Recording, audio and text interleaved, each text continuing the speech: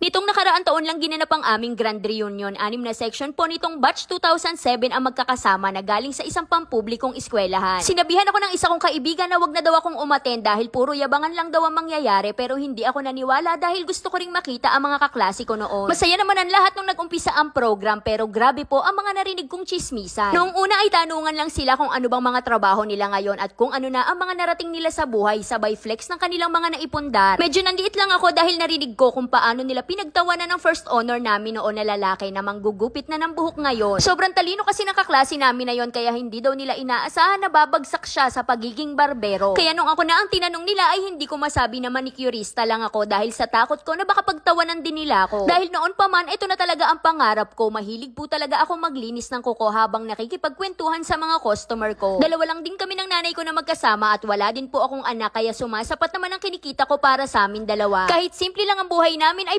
pakiramdam ko na successful din ako sa buhay dahil nagagawa ko ang bagay na gusto ko at kung saan ako masaya. Wala namang problema na i-flex nila ang mga narating nila sa buhay, pero sana wag nilang maliitin ang mga kagaya kung konti lang ang pera. Dahil sa ginawa nilang panghuhusga ay pakiramdam ko na mas mataas pa ako sa kanila dahil kahit kailan ay hindi ko pinagtawanan ng pangarap ng iba.